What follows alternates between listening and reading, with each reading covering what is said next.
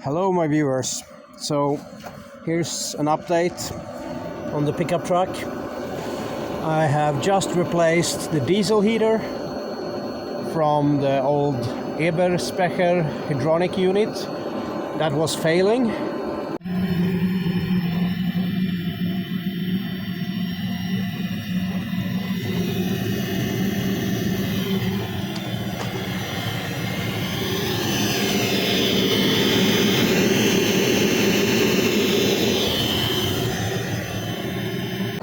So this is another unorthodox thing for me to buy China shit.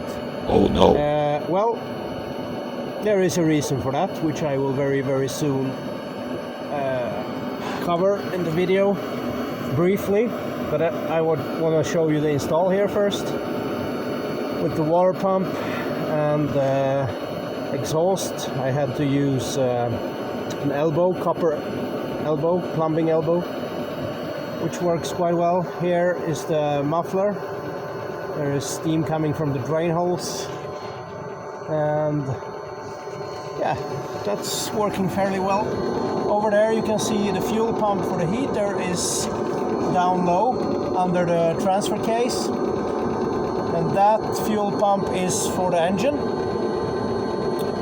So now I also rerouted the fuel intake, that it goes on the suction line instead to the diesel heater, and it goes then before the main electric pump for the motor, so it sucks directly from the tanks and also after the divider valve.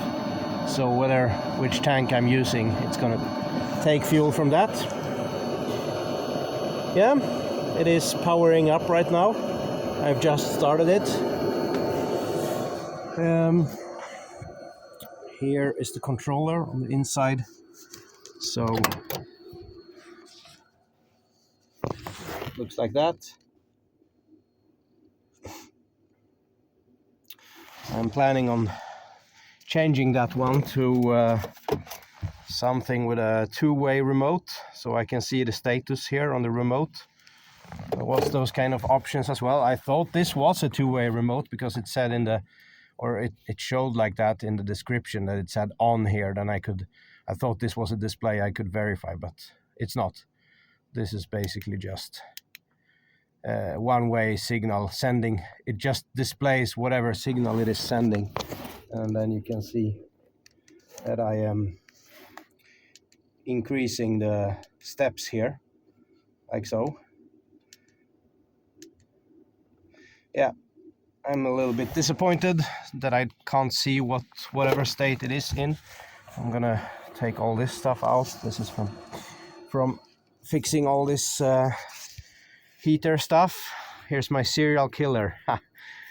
Why is it named like that? Well, no. I don't think so. The reason behind this name is because this is serially connected. Those two 120 volt American outlets are connected in series. So the neutral side here is just bypassed over to the other neutral, and then I have power and power on the lives here. So I have 230 volt power from a Euro style plug in here. So it's serial connected, and by all means of electrical code, this is considered a lethal device, so therefore serial killer. Why do I have something like that? Well, when I replaced the motor, I also installed double block heaters. Two block heaters, one on each side of the motor. So that means I can run them either on 120 volts and connect both of them on 120 if I want, or I could use my serial killer where I do not have 120 volt outlet. Then I can run it on 230, and then I will get 2000 watts of engine block heater. Heats up quite fast. But right now I'm running the diesel heater. This configuration is kind of the same, albeit though the Chinese diesel heater did not have the control for controlling the fan depending on the water temperature. So therefore I added the thermostat here that is set on 35 degrees. That is controlled by the water pump on the Chinese heater. So when the water pump is running and this indicates plus 30 degrees on the line here,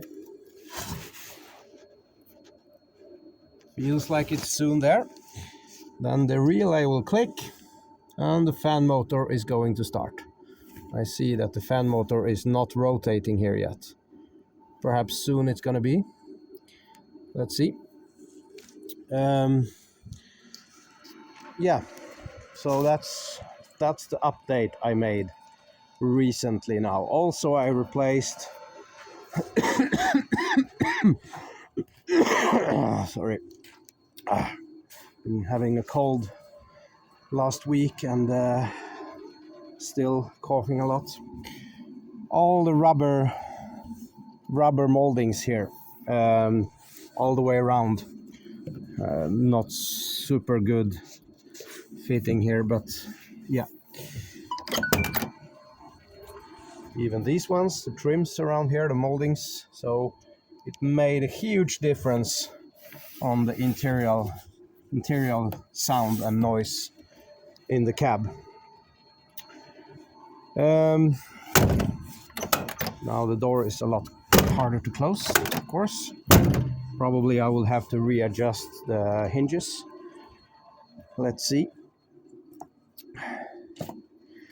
Okay. So, the thing is, by the way, the diesel heater. I got the tip from a friend called Diesel Paco on YouTube. I will link his videos in the description here. If it wouldn't be for him, I would never buy this Chinese heater because I don't really trust in Chinese stuff. Let's see, he has good experience from it. He has installed several of those on his cars and the vehicles.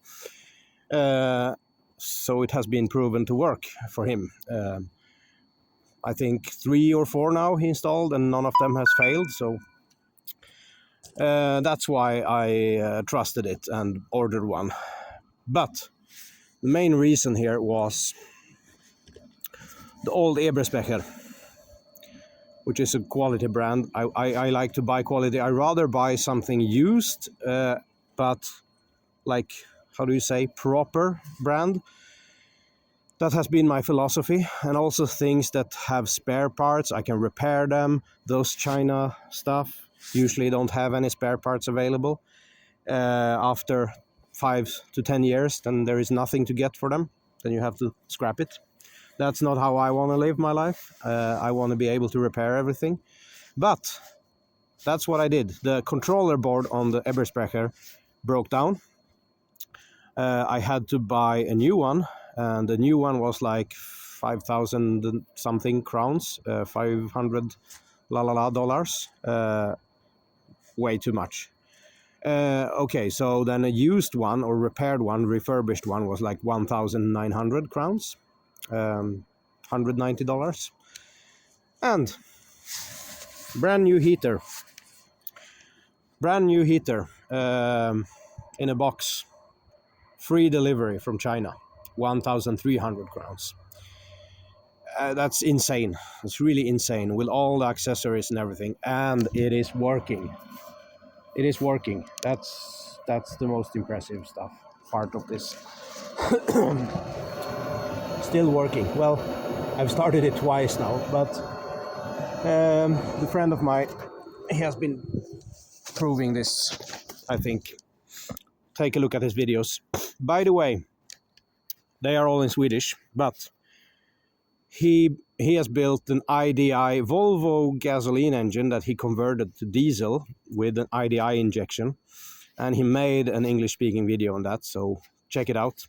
Really cool, really skilled guy. Lots of engineering skills there. and also a lot of practical skills. Really a doer. The other part of this video is what would be the future of this channel. Well, I think since my friend is having his channel completely in Swedish, he has a lot of followers. I don't know, I don't have those video editing skills. I don't have the patience for it either. I do a lot of projects. I have a lot of projects around, and I work on things every day, but I rarely take the phone out and film.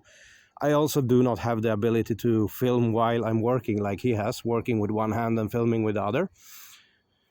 Just doesn't work, not my thing.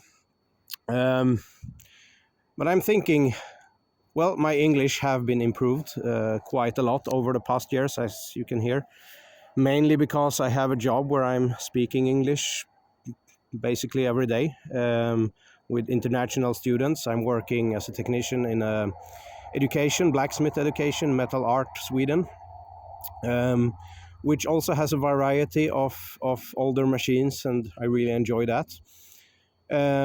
So it's not really a big problem to speak English in those videos, but of course, sometimes, as you can see, I'm hesitating, finding words sometimes.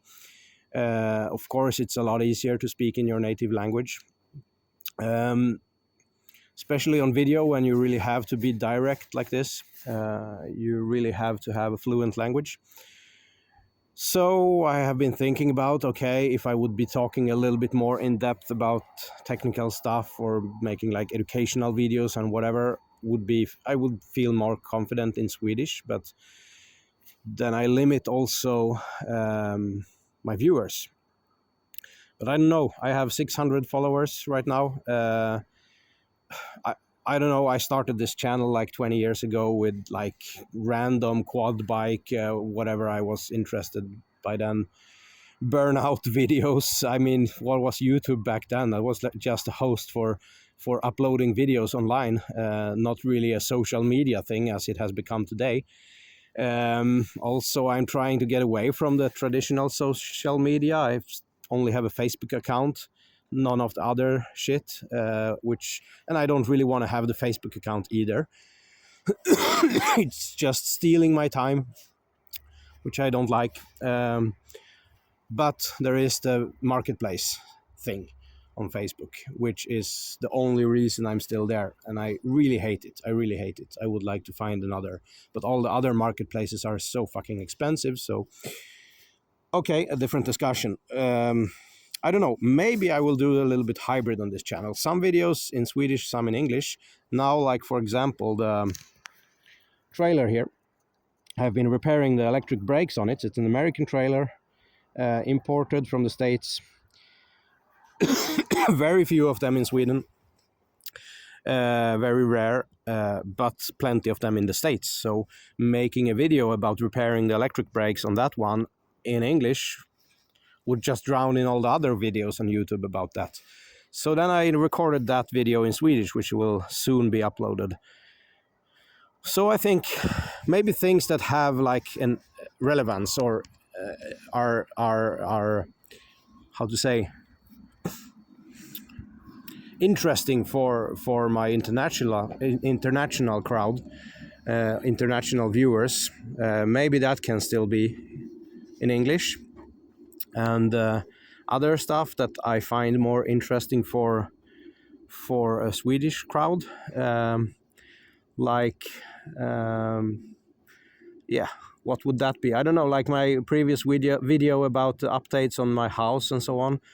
I don't know what relevance that has for anything. I was just mainly talking and also explaining why why there has not been so many vehicle projects. Maybe there has been. I replaced the engine here in the pickup truck last summer, at the same time as I've been fixing on the house. I don't know.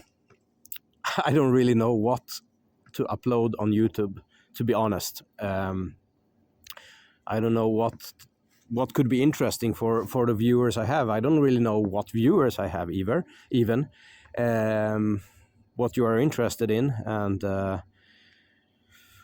maybe some, I don't know, some educational videos on how stuff works. I have quite a lot of skills in technical skills and so on. Yet again, when I'm fixing something, I'm not really taking the phone out. Maybe I could reconsider, if there is a lot of interest for that, reconsider to buy some GoPro camera or whatever, so I can work with my both hands. I mean, well, soon in the future there will be a workshop built here, probably on the property. It's like, also I'm doing most of stuff here myself. I can't really afford to pay people to do stuff for me, so I have to find the time and resources and money to do stuff on my own. The building has been the complementary building on the house has been performed by a friend that is carpenter as well, that have been helping me a lot, because I've been managing my job at the same time, and but I've been doing as much as I can. Right now it's still not done yet. I have some plumbing to do, I have still electrical work to do.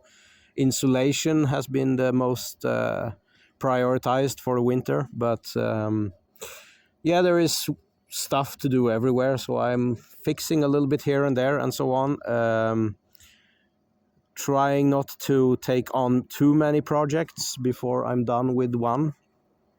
So before I build this workshop here, I would like to fix that trailer workshop that I have, to make that, like, to install some shelves and make it like a functioning workshop still. It's still just very, very temporary.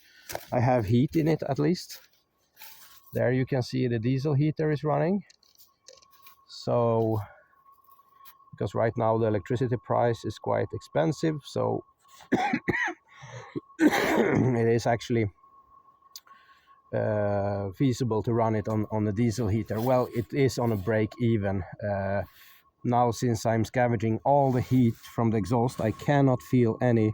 It's actually colder here than my hand, because as you see, the condensation is dripping as well. So what I am scavenging here is the latent heat of condensation, all the heat stored in transferring a gas into a liquid, the vapor. So by lowering the temperature so much, so you get under the dew point, you can scavenge that heat. And for example, for comparison, there is 80 times more energy, or 80 times the energy, lowering the temperature of water. 1 liter of water, in 1 liter of water, lowering, let's say, no, heating up 1 liter of water 1 degree Celsius has a certain amount of energy, but you have 80 times more of that energy, or 80 times more energy in 1 liter of water, changing state from for example, ice to gas. No, ice to liquid, sorry. So going from ice to liquid, you have to heat it up, let's say 80 heat units. I don't know how much, it was like 300 something kilojoules. If don't take my math correct on this, don't remember it correctly, but 80 times more power required to change state from ice to liquid than just heating up a liquid 1 degree Celsius. So that's why I can actually get all the heat out from, it's a big mess right now, what I would like to improve, but I can get all the heat out from the diesel that I fill it with. So down here it's super cold, and up here it's warm, and the exhaust gases, or oxygen, the moisture in the air condensates inside here. Sorry, now you see I'm sometimes taking the wrong word when I'm trying to translate things in my head. Usually not a problem. I correct myself directly, but that's why it's also a little bit more confident to do videos in Swedish. Never mind. Still, I think you can follow it quite well. So the warm exhaust gases there, they are very warm. The gases are way above the dew point. Then they come in here and I take all available energy, lower the temperature. Then I come to the dew point. Then the condensation starts to form inside here. And at that point I have those 80 times more energy than just lowering the same amount of gas or water 1 degree. So there is a lot of energy scavenged from this radiator here. And also I'm using home heating oil on this one. You see it has a dark color, dark blue, because it has a dye in it. Since it's a low tax heating oil made for heating. And this heating oil can also it can't withstand minus degrees, so it is it's for indoor use only, but I pay very little for that oil, which then makes it, now there is a heat pump there, so break even for running the diesel heater, if I get all the energy out of the diesel, the break even is that I have to pay 3.5 crowns per kilowatt hour, which it is actually right now, the price. If it's anything below that, this is not economical anymore. Then it is much more economical to run the heat pump. But to heat it up quickly with the diesel heater is of course quite good, and then I can switch over to the heat pump to maintain the heat. Okay, let's see, so the cat goes out as well. Well, nice and warm in here, of course.